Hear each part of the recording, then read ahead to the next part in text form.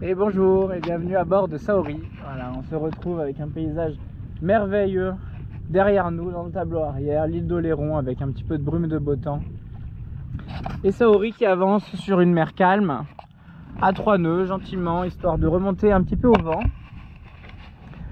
afin de s'atteler au prochain exercice, qui ne sera pas des moindres. On va, et je pense que c'est pour la première fois sur Saori en solitaire, on va installer le génaqueur et mettre en place le génaqueur. Alors qu'est-ce que le génaqueur?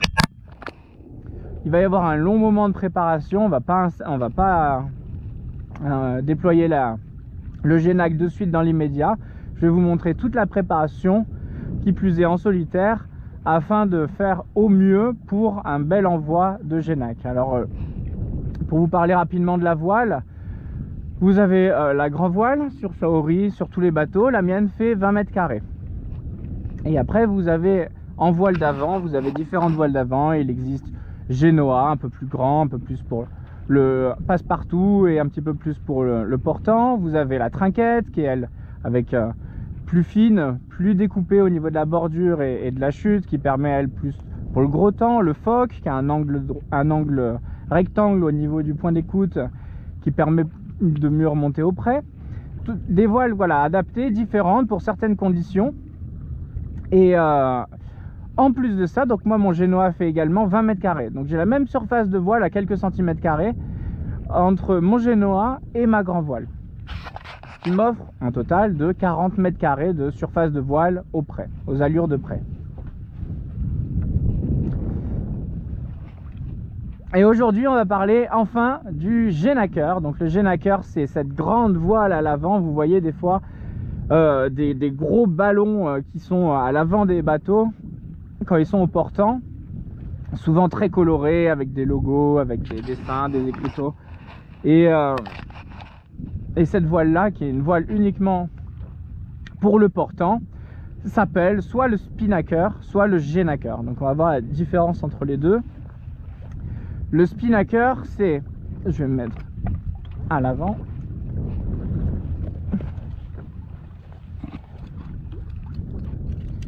Hop. Donc le spinnaker, c'est ces énormes ballons qui vont venir se tangonner, donc s'accrocher sur un tangon qui va venir s'accrocher ici sur cette cloche, et vous avez comme ça une barre en alu qui va traverser, qui va aller jusqu'à l'été au plus droit, et sinon qui va pouvoir se déployer sur les côtés, d'un côté ou de l'autre, mais qui ne pourra pas traverser l'été. C'est pour ça que sur les spinnakers, il faut à chaque empannage changer le tangon de position, ce qui nécessite quand même d'aller à l'avant, une manœuvre qui est quand même délicate, et encore plus en solitaire. Et à chaque fois, vous avez donc cette nécessité d'aller modifier la position du tangon à chaque empannage. Donc voilà pour le spinnaker, qui peut être soit symétrique, où là ça va être vraiment parfait, idyllique pour le vent arrière pur, ou asymétrique, qui va permettre à la personne de pouvoir un petit peu remonter un petit peu plus aux allures de largue et s'approcher du travers, on va dire, grâce à ce spi asymétrique, toujours sur tangon, qui permet un petit peu de faire un énorme génois. La coupe est différente, c'est pas un ballon parfaitement symétrique, justement elle est un peu plus en forme de voile classique triangulaire. Grosso modo, hein, pour grossir le truc, pour que tout le monde comprenne. Donc voilà, aujourd'hui on va parler du génaqueur, puisque moi je n'ai pas de spinnaker. En plus c'est tant mieux, parce que c'est beaucoup plus simple d'utilisation un génac qu'un spi. Et donc le génaqueur, c'est ils ont fait un mélange au niveau du nom entre génois et spinnaker, ça fait génaqueur. Et du coup ça a les qualités et la simplicité d'utilisation d'un génois, tout en ayant les qualités et les bienfaits d'un spinnaker. Donc on va mettre ça tout de suite en place, à savoir que mon spinnaker, il mesure 53 mètres carrés. Donc à lui seul, il fait plus en surface de voile que mon Genoa et que ma GV, qu'il s'utilise sur bout dehors. Donc on va voir ce que c'est un bout dehors, on va le présenter de suite après. qui s'utilise donc sur bout dehors et du coup qui est plus simple à empanner puisque on peut passer d'un côté comme de l'autre sans avoir à aller manipuler le tangon à l'avant. Voilà, je vérifie un petit peu ma nave, on est quand même pas beaucoup sur l'eau, ce serait dommage de se croiser. Et on est parti directement, voilà, le bateau est rangé et je vais vous montrer un petit peu déjà la préparation. Est-ce que je refais une vidéo ou pas? Parce que ça va être long, hein. Je pense que je vais le faire tout d'un bloc et puis je ferai un montage vidéo, voilà, comme ça vous avez tout d'un bloc et ça sera plus clair pour vous. Alors on va rentrer à l'intérieur de Saori qui est en pleine navigation. Hop, on va venir accrocher la porte, pas avoir de drame. Voilà, je vous présente, je sais pas si vous voyez la cabine arrière. Voilà la cabine arrière, donc bon, c'est tous mes effets personnels. Vous avez le Genac qui nous intéresse, vous avez mes affaires, vous avez la trottinette, vous avez l'ordinateur, vous avez l'arc, vous avez la bibliothèque, vous avez tous les draps et les couettes pour passer l'hiver au chaud, etc., etc. Donc là-dedans, j'ai dû préparer à l'avance, ça fait partie de l'anticipation, de ne pas aller pendant 2 heures avoir le mal de mer à aller chercher le truc tout au fond du bateau, parce qu'à la base c'est tout au fond, au fond, au fond. Là j'ai tout déplacé. Et hop, on va venir récupérer le bébé. Hop, on fait.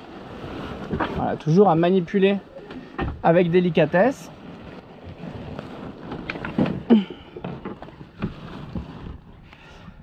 Voilà pour le spi. Et c'est pas fini. On fait un petit check visu. On a toujours les deux là qui sont dans le même axe et lui il me semble passer derrière, mais on va vérifier quand même. Et donc du coup le tangon, je vais éteindre ça. Hop, ça va nous demander un peu de gymnastique. Il faut absolument préserver votre bateau pendant ces manipulations là. Alors je vous ai mis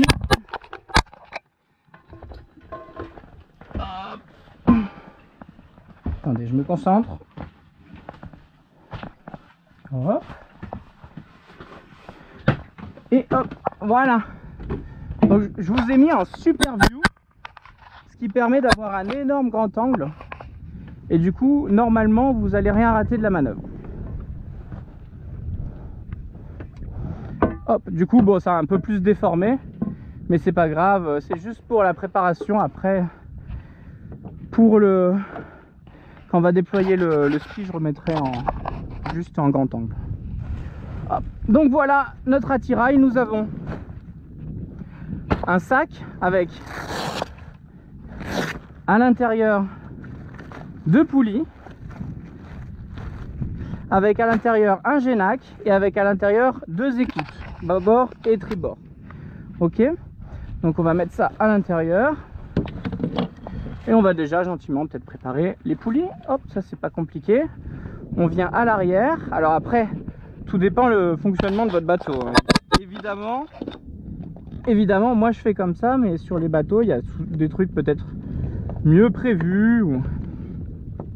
Mais en tout cas, il faut que ça revienne, les écoutes, il faut qu'elles reviennent forcément jusqu'à l'arrière du bateau.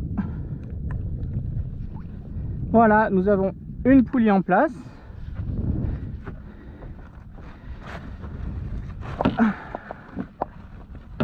Voilà, procéder à un rangement à chaque fois impeccable. Le bateau il passe derrière, c'est nickel. Afin de ne pas vous emmêler les pinceaux, hein. Là vraiment le spi ça demande une méthodologie parfaite. Ça s'envoie pas à l'improviste, ça se range pas n'importe comment. Et si vous faites les choses bien et que vous prenez l'habitude en faisant les choses bien, vous allez pouvoir vous régaler, hein. Vraiment. Il s'est passé des choses avec ce Genaker incroyable, hein. Je vous en parlerai peut-être un petit peu plus tard. Hop, donc maintenant on va aller à l'avant, on va s'attacher.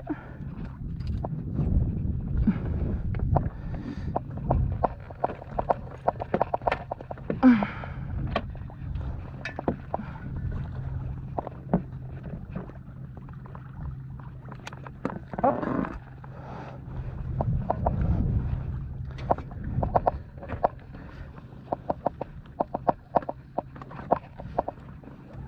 Et voilà, nous sommes donc à l'avant de Saori. On va vérifier que... Oh, qu'est-ce que c'est beau! Qu'est-ce que c'est beau!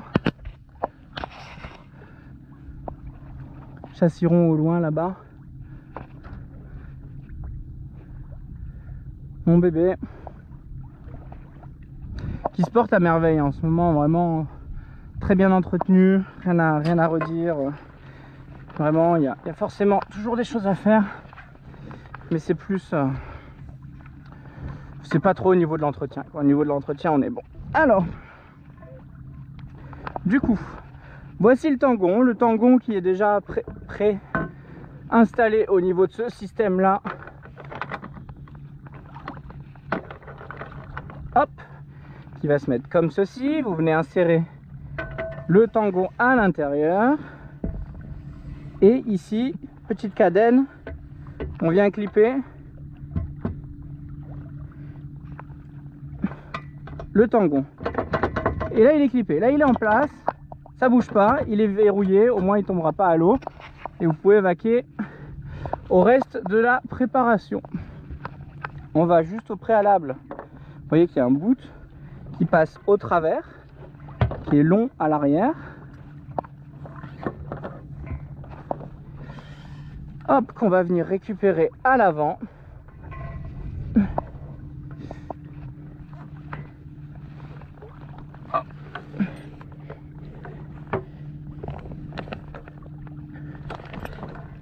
Hop, voilà, qu'on fait passer au-dessus de tout, très important, et on va juste venir faire ça.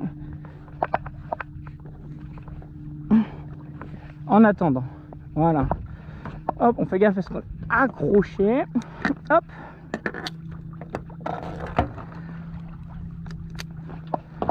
Donc, les poulies sont en place, le tangon est en place. On va pouvoir passer au reste de la préparation.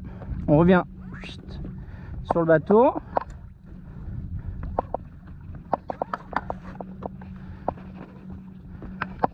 Hop.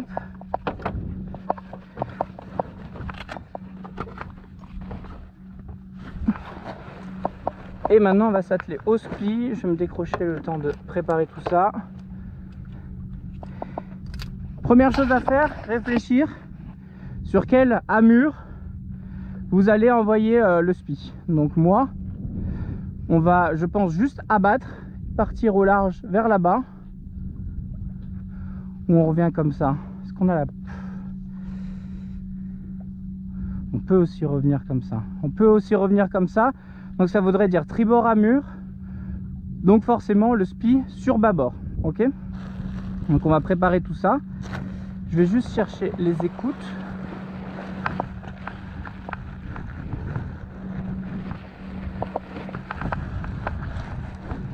J'espère que vous voyez quelque chose.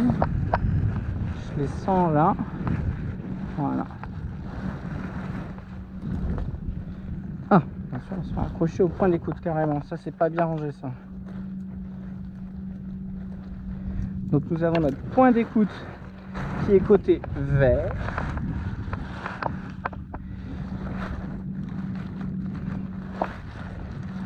Notre point d'amure qui est côté rouge, toujours. Pour moi, c'est ma façon de repérer tout ça. Et normalement, le point de drisse qui devrait être par là. Voilà. Donc vous voyez, toujours rangé comme ceci votre spi. Moi, il y a un repère, d'un côté c'est vert, d'un côté c'est rouge. Donc je me dis que quand je vois le côté vert et que je suis à la barre juste avant d'envoyer, si le sac est vert, ça veut dire que c'est bon. Si le sac est rouge, ça veut dire que le spi risque d'être monté à l'envers. Le génac, pardon. Donc, hop, juste petit coup d'eau pour pouvoir continuer.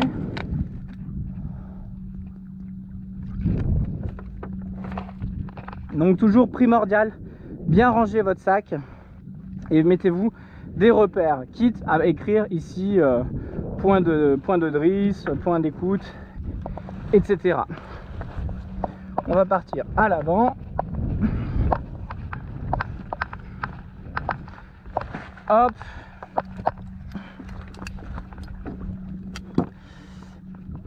Et du coup, tout simplement, grâce à ce système, ce sac est vraiment pratique. Clac, on va venir clipper le sac ici pour avoir aucune crainte de perdre quoi que ce soit. On fait passer le point de drisse comme ceci, prêt à être déployé. Ici, on vérifie qu'on a bien le point d'amure qu'on va déployer comme ceci. Et ici, on a le point d'écoute qu'on va déployer comme ceci. Et ben voilà, vous voyez, quand c'est rangé, c'est 90% du boulot, c'est un sac bien rangé. Hop, on va passer aux écoutes.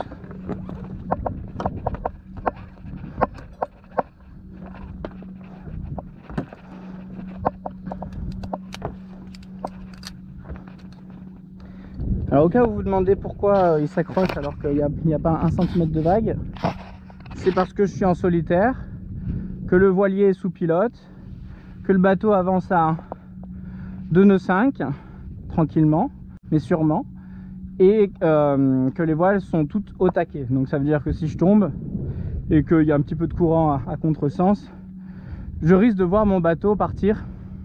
Alors j'ai ma balise de détresse, mais je risque de voir mon bateau partir à l'horizon et vivre un moment assez tragique. Donc du coup, même dans un moment de beau temps, c'est même là où c'est le plus risqué. Pourquoi? Parce que je vais à l'avant, parce qu'il y a des pare-battes qui sont pas rangés, donc je risque de rouler dessus, etc. Donc il est important de se dire que souvent l'humain dans du mauvais temps, il a très souvent tendance à se cramponner au bateau, d'accord?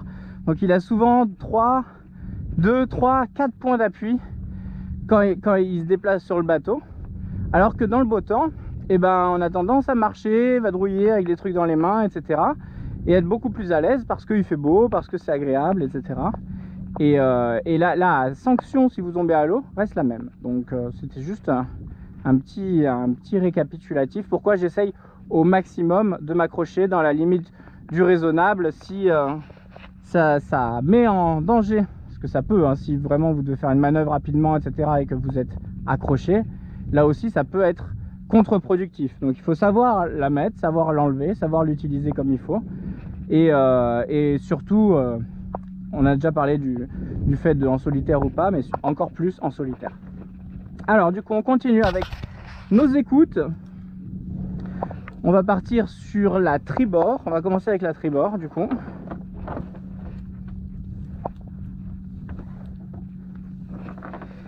Ou la bâbord. Je pense que la bâbord ça sera mieux pour l'exemple.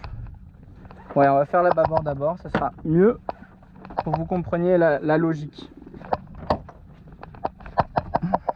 Ça c'était pas bien lové tout ça. Je m'en excuse. Ok, alors on va le lever pour aller à l'avant tranquillement sans risquer quoi que ce soit, de se prendre les pieds dedans.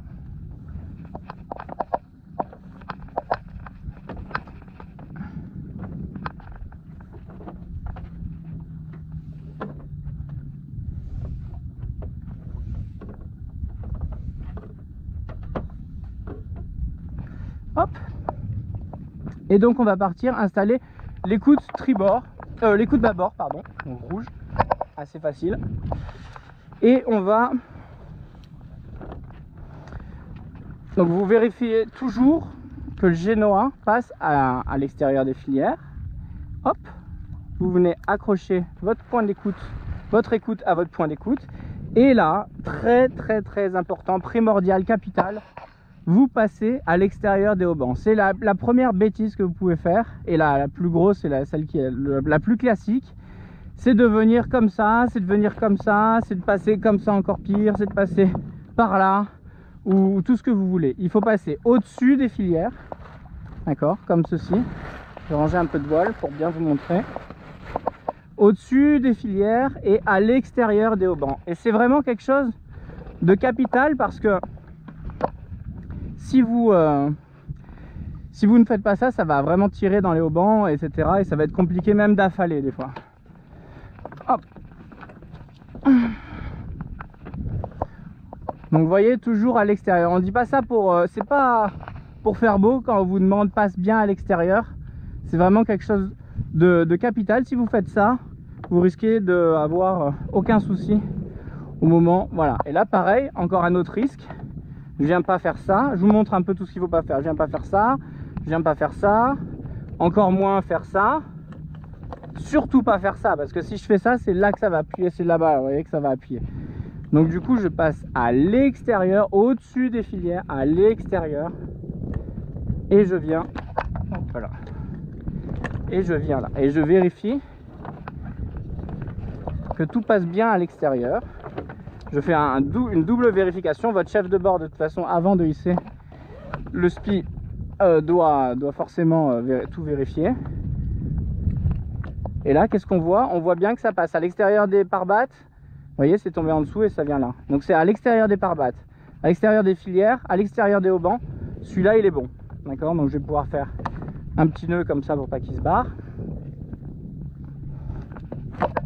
Hop. Impeccable. Donc la bâbord, elle est faite. C'est la plus simple. Ok? On va partir sur la tribord maintenant et vous allez comprendre qu'on va avoir la même méthodologie, mais en partant du même point d'écoute. Hop.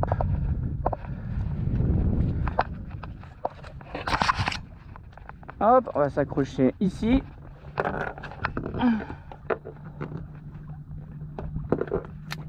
Hop. Et donc, on vient prendre notre point d'écoute. Clac. On le place au même endroit. Et là, c'est parti. On va faire le tour du bateau jusqu'à la poulie arrière, mais en faisant toujours en passant à l'extérieur de tout. Donc là, c'est un petit peu plus technique. Il faut bien être méthodique, prendre son temps. Hop, on vient à l'extérieur là, on vient à l'extérieur là, on vient à l'extérieur là. Je prends sous mon génois, mais au-dessus des filières.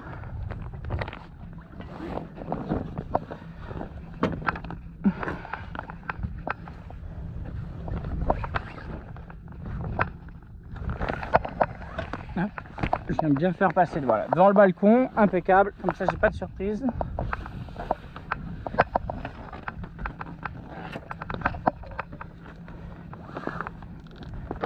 Ok.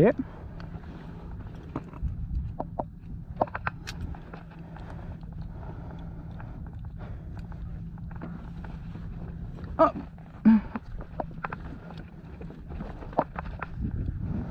Alors il faut que je m'accroche. Comment je vais m'accrocher? Comme ça. Hop. Ok. Maintenant je passe. Et là, très important, parce que là c'est compliqué à vérifier parce que c'est derrière le génois. On voit bien que je passe à l'extérieur de tout. Hop, je passe à l'extérieur des haubans ici.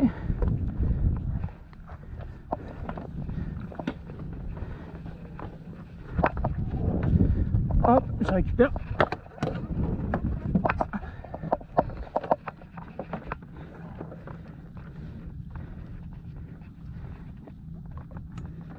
Encore une fois, à l'extérieur de ça, à l'extérieur de ça, à l'extérieur de ça. Je me répète, mais c'est la grossière erreur qu'on fait.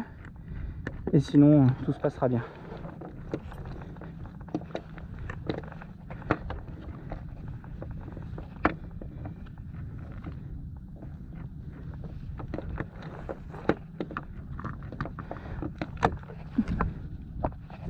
Ok, même technique, on va faire un petit nœud, fait que ça se barre, fait que ça s'en aille. Voilà. Ici, forcément, un nœud d'écoute. Donnez-vous toujours la distance, une poignée de main pour pouvoir récupérer le bout. Ne le faites pas ici, le nœud, sinon vous n'allez pas pouvoir tirer avec vos bouts de vos doigts. Donc toujours une bonne poignée. On manque pas de bout là pour celui-là.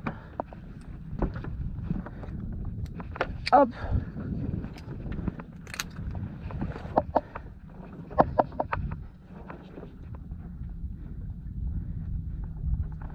Voilà. Bon, on va relever un peu la tête. Waouh, regardez-moi comme c'est beau.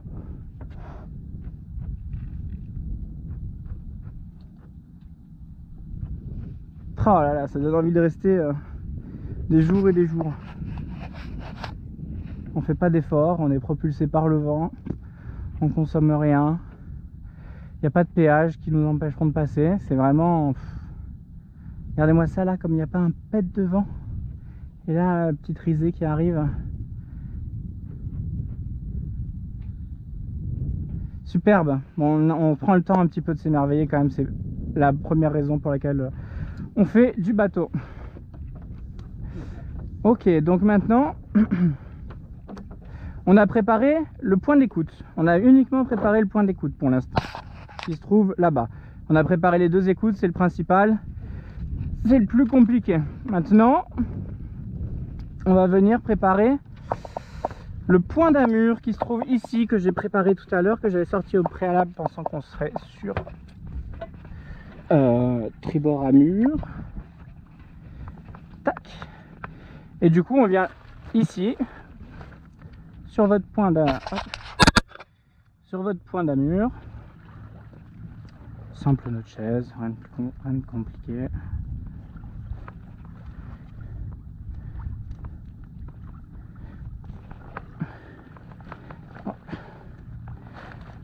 Voilà, on vient reprendre la tension ici.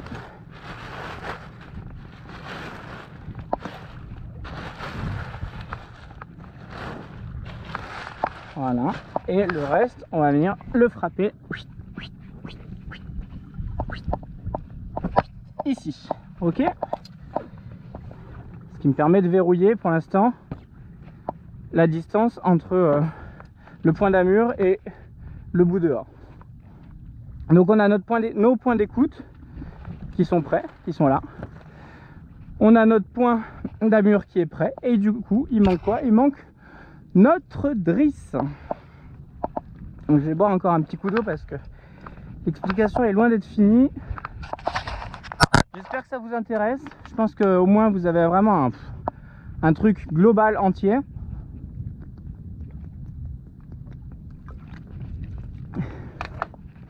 Et que si j'avais juste déployé le Genac comme ça sans expliquer, ça n'aurait eu pour moi aucun sens. Donc du coup, maintenant on va voir que moi j'ai un piano limité sur Saori. Enfin j'en ai limité, j'en ai que 8, d'accord? J'ai 8 taquets de piano. Et je suis toujours obligé d'échanger mon Cunningham qui me sert pour ma prise de riz avec ma drisse de spi. Donc on va devoir préparer ça. On va devoir préparer la drisse de spi et la refaire passer dans le piano. Donc ça va être toujours intéressant de le montrer. Et on est parti. Donc du coup le Cunningham, comme je vous explique, il me sert surtout pour ma prise de riz. Et il faut savoir que jamais, au grand jamais, vous êtes à la limite pour mettre le Genac ou le spi. Et du coup vous prenez un riz avec la GV pour avoir moins de vent mais continuer à mettre le Genac, d'accord? Si vous mettez ces grandes voiles, que ce soit Genaker ou spinnaker, c'est que forcément vous pouvez aisément naviguer avec grand voile et génois. C'est déjà après bon, hein, il y a des régatiers, il y a autre chose, etc. Mais pour ceux qui font de la plaisance, de la croisière, il est fortement conseillé de toujours avoir grand voile haute, déjà pour la solidité du mât une fois que le spi sera en route, en place, et aussi pour justement le fait que si vous avez trop de vent, grande voile et spinnaker, c'est pas la grande voile qu'il faut réduire, c'est le spinnac qu'il faut affaler. Voilà, c'est un peu ça l'idée. Ok, donc on vient ici, j'ai mon crochet de la mort qui est ici, et on va venir. J'ai mon petit passage ici qui vient avec une poulie là, une poulie double ici, et comme ça du piano je peux régler la tension du Cunningham. Hop. Ok, on revient en pied de mât. Un petit check, ça je me dois de le faire absolument. Ok. Et on vient récupérer la drisse qui se trouve ici, en pied de mât. Tac. Est-ce qu'elle est claire? On va dire qu'elle est claire, à part qu'elle passe là. Mais bon, ce sera pas hyper grave. J'espère que ça ne sectionne pas tout, mais ça devrait aller. On va venir la faire passer ici. J'espère que vous voyez bien. J'ai mis le Super View exprès à venir la passer sur le piano ici.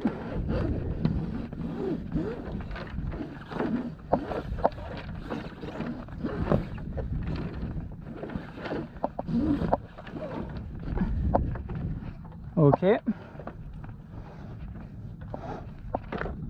Parfait.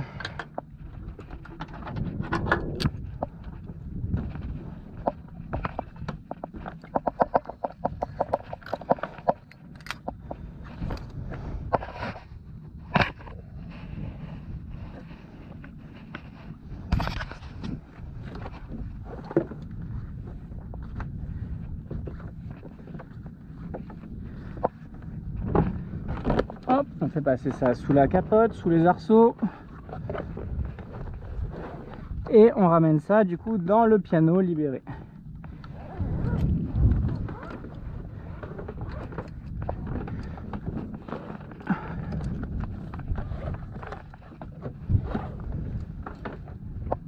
Voilà.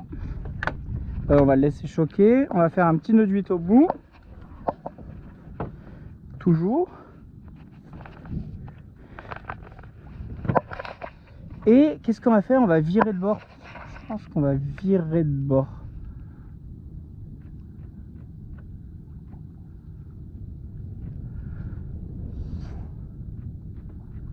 Ouais, on va virer de bord.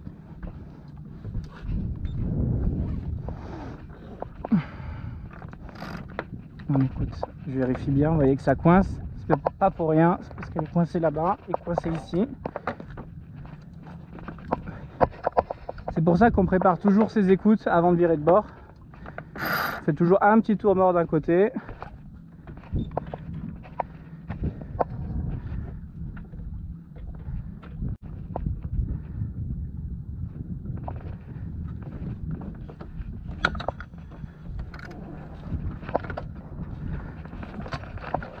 Hop.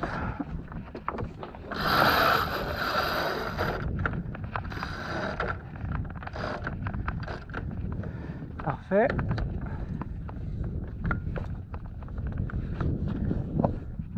Ok, on va surborder du coup le génois.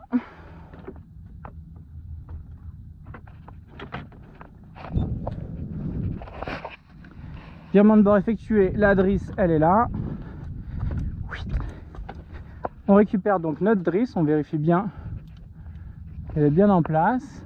On se récupère un petit peu de mou et on va venir l'installer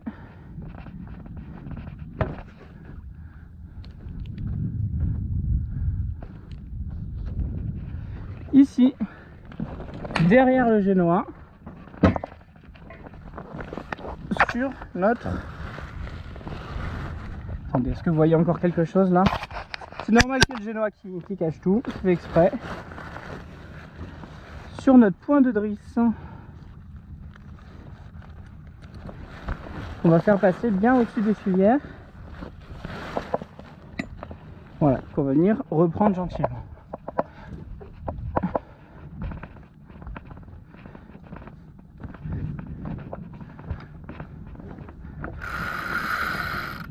Ah bah bien, attendez, il y a eu un petit fail.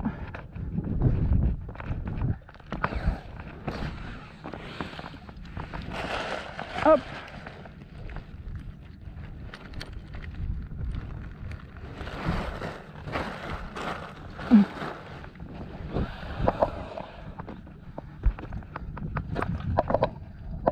Hop. Voilà, donc je commence à mettre en place un tout petit peu le point de drisse pour pas qu'il fasse n'importe quoi. Et là, bah écoutez, on va faire un petit peu de place. Hop, les écoutes sont là. La drisse, elle est là.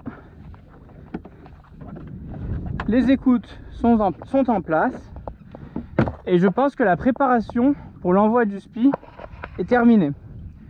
Donc, principalement, vous venez mettre en place votre tangon. À cela, vous accrochez le point d'amure. Vous venez mettre en place, avec le sac aussi au préalable, avec le point d'écoute, vous venez passer bâbord et tribord à l'extérieur du bateau, très important.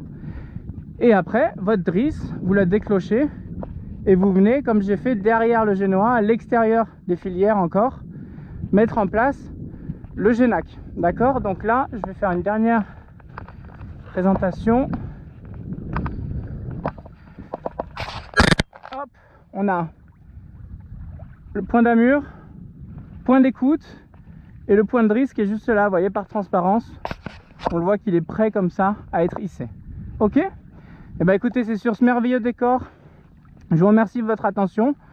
J'espère que ça a été assez clair et que ça a été assez bien décomposé étape par étape pour que tout le monde puisse comprendre, même les plus novices. Et du coup, maintenant, je vais vous refaire une belle vidéo pour l'envoi du SPI, l'envoi du Genac. Voilà, bah écoutez, je vous embrasse et je vous retrouve tout de suite. À bientôt, bye bye.